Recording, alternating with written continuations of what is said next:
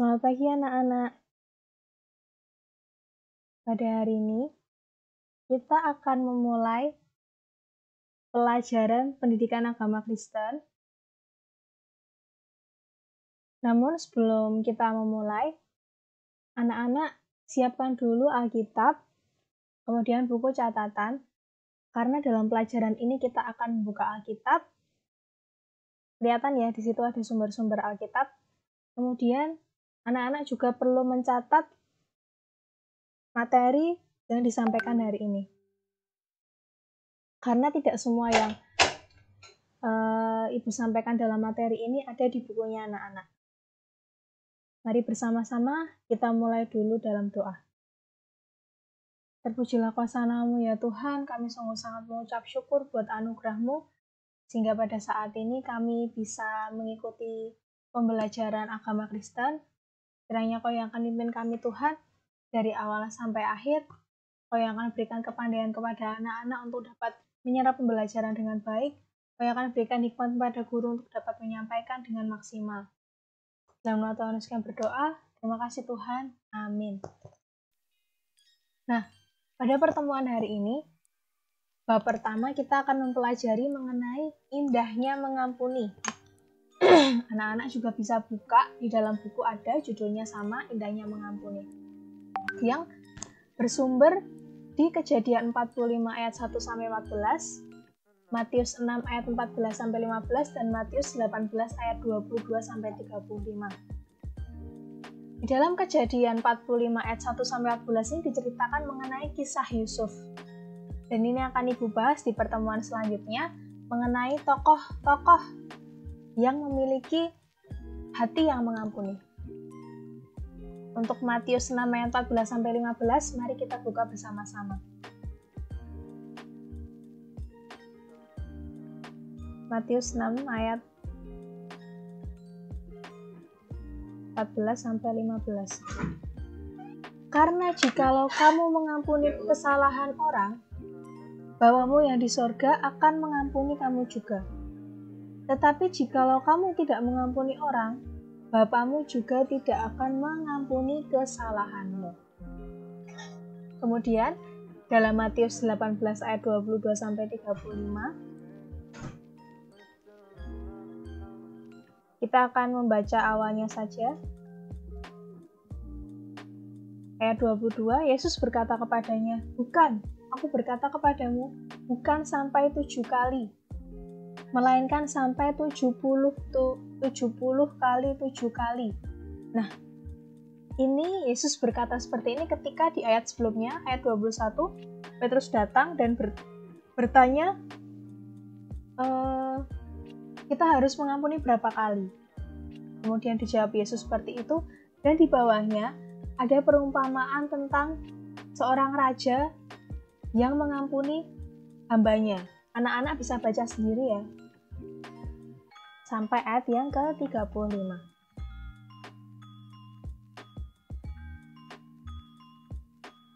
Mengampuni berarti membebaskan dirimu dari kebencian dan membiarkan perasaan damai menguasai hati. Nah, anak-anak jawab pertanyaan berikut dalam hatimu ya. Atau mungkin bisa dijawab langsung juga. Pernahkah kamu mengampuni atau diampuni seseorang? Coba direnungkan. Apakah yang kamu rasakan setelah mengampuni atau diampuni? Adakah pengalaman kamu tidak mau mengampuni atau tidak diampuni oleh seseorang? Dijawab sendiri-sendiri ya anak-anak. Pengalaman mengenai mengampuni. Mengampuni berasal dari kata ampun. Menurut KBBI, kata ampun berarti pembebasan dari tuntutan karena melakukan kesalahan atau kekeliruan. Maaf. Kemudian, kata mengampuni berarti memberi ampun, memaafkan. Dari pengertian tersebut dapat diperoleh informasi. Yang pertama, mengampuni bersinonim dengan kata memaafkan. Kemudian yang kedua, mengampuni berarti kesediaan memaafkan kesalahan orang lain dan tidak akan mengungkitnya kembali. Dengan demikian, Mengampuni berarti tindakan memberi maaf kepada orang lain karena salah atau keliru, serta tidak mengungkitnya di kemudian hari. Jadi anak-anak, di dalam mengampuni, itu kita tidak lagi mengungkit kesalahan atau kekeliruan orang lain terhadap diri kita. Itu berarti memaafkan atau mengampuni.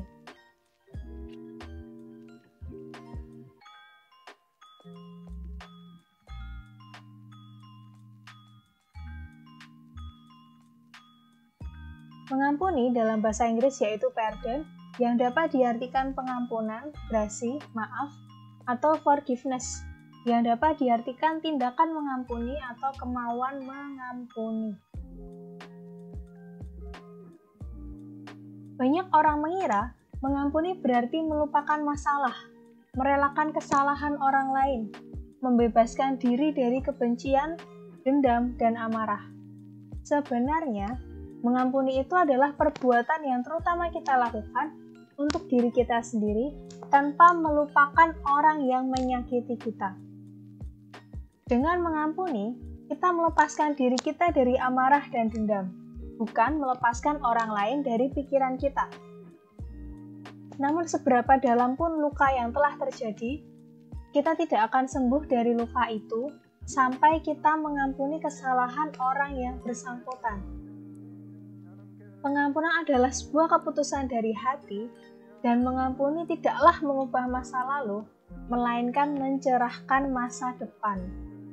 Artinya, pengampunan yang diberikan tidak berarti menghapus masa lalu karena semua sudah terjadi.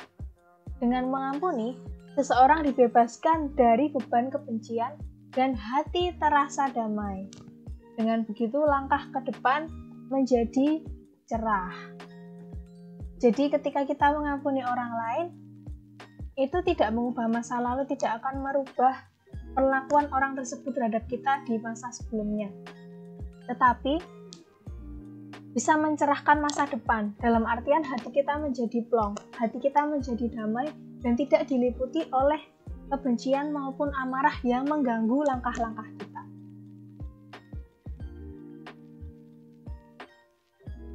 Mengampuni bukanlah perkara yang mudah dilakukan. Kesulitan mengampuni terjadi karena munculnya perasaan tinggi hati, egois, dan sakit hati yang begitu dalam. Munculnya perasaan tersebut seringkali terjadi akibat kesalahpahaman atau perbedaan pendapat ketika berinteraksi dengan orang lain. Hal itu membuat seseorang merasa sakit hati, benci, dan marah sehingga relasi dengan sesamanya terganggu. Relasi yang terganggu hendaklah segera dipulihkan. Pemulihan relasi akan terjadi apabila ada kesadaran untuk mengampuni. Dibutuhkan kemauan dan usaha terus-menerus dalam mengampuni. Belajar mengampuni artinya belajar menjadi pribadi yang ikhlas, tulus, dan berbesar hati. Kemampuan mengampuni akan membebaskannya dari luka-luka batin, seperti iri hati, kepahitan, kemarahan, dan kebencian. Terbebasnya seseorang dari perasaan atau emosi negatif akan membuatnya menjadi orang yang sehat secara rohani. Mengampuni dalam arti umum berarti memaafkan kesalahan orang lain.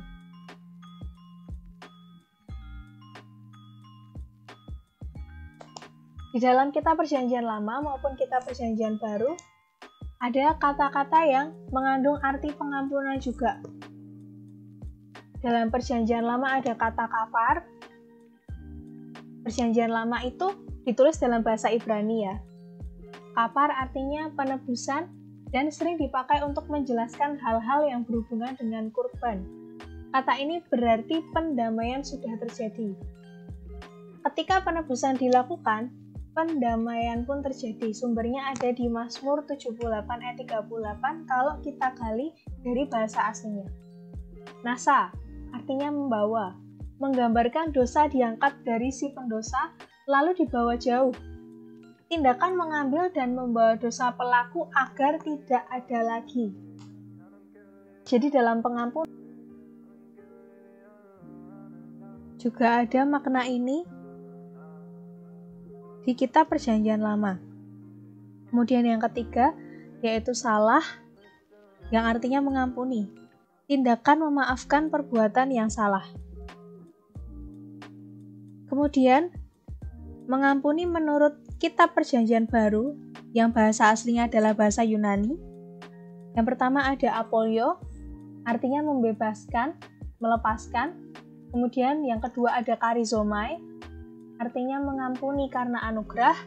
Yang ketiga ada paresis, artinya remisi, membiarkan dosa tanpa menghukumnya. Dan yang keempat ada apesis, pengampunan pembebasan dari hukuman atau tuntutan. Nah, sumber-sumber Alkitab di sini bisa anak-anak baca sendiri ya di Alkitab. Lebih bagus lagi kalau membaca bahasa aslinya, yaitu kalau Perjanjian Lama bahasa Ibrani, Perjanjian Baru bahasa Yunani. Di situ akan ada kata-kata ini yang bermakna macam-macam itu tadi, yang intinya adalah tentang mengampuni.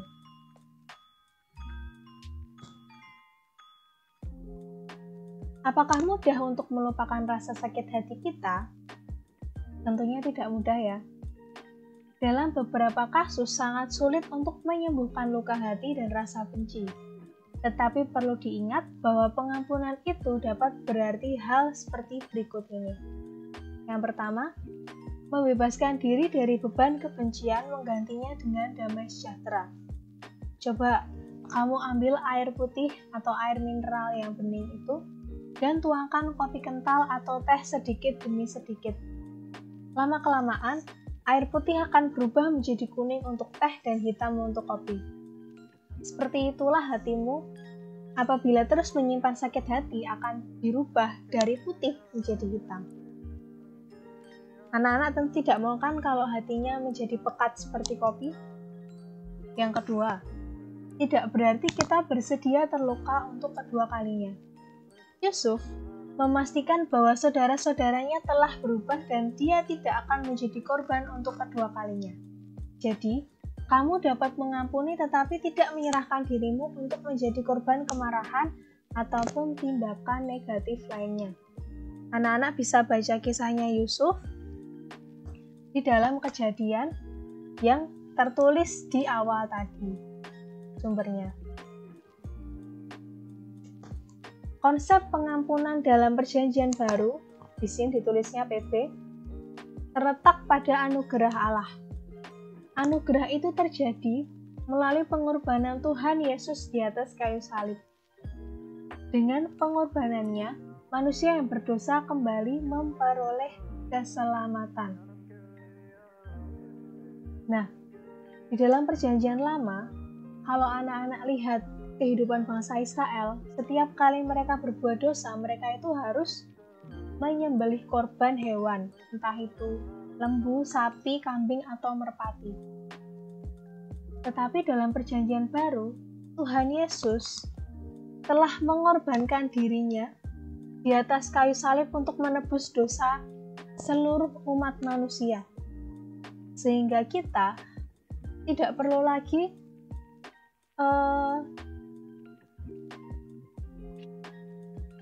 memberikan korban sembelihan berupa hewan untuk menebus dosa-dosa yang kita lakukan. Tapi bukan berarti kemudian ketika kita sudah ditebus, ketika Tuhan Yesus merelakan dirinya untuk dikorbankan bagi diri kita, kemudian kita berbuat dosa seenaknya. Enggak seperti itu. Justru karena Tuhan Yesus sudah mau mengorbankan dirinya di atas kayu salib untuk menebus dosa kita, kita tidak boleh menyanyiakan hidup kita untuk hal yang sia-sia, untuk menjalani kehidupan penuh dengan dosa. Karena Tuhan telah mengampuni kita, bahkan Dia telah rela mengorbankan dirinya. Melalui pengampunan, manusia dapat memulihkan relasi antara Allah dan manusia, hubungan manusia dengan dirinya sendiri, dan hubungan manusia dengan sesamanya. Kita yang seharusnya tidak layak menerima keselamatan, kita yang seharusnya tidak layak untuk menghadap Allah, kita dilayakkan oleh pengorbanan Tuhan Yesus Kristus. melalui pengorbanannya, kita diperdamaikan dengan Allah. Kemudian melalui pengampunan juga hubungan antar manusia dan hubungan kita dengan diri kita sendiri diperdamaikan.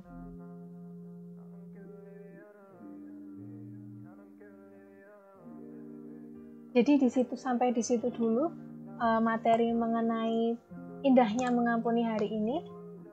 Selanjutnya kita akan membahas tokoh-tokoh yang bisa kita contoh dalam hal mengampuni.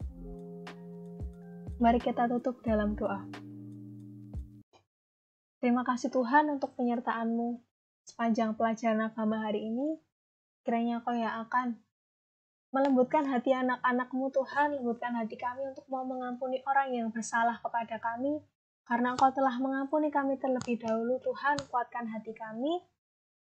Dan Bapa, saya mengucap syukur oleh karena pengorbanan-Mu Tuhan, kami dilayakan, kami menerima keselamatan yang daripada-Mu. Dan kiranya penyertaan-Mu yang sempurna juga senantiasa ada untuk kami, tutup bungkus kami dengan kuasa darah-Mu, hindarkan kami dari segala bentuk sakit penyakit maupun virus yang ada di sekitar kami. Dalam nama Tuhan Yesus kami berdoa, terima kasih Tuhan, amin. Tetap jaga kesehatan ya anak-anak, terapkan protokol kesehatan dan Tuhan memberkati.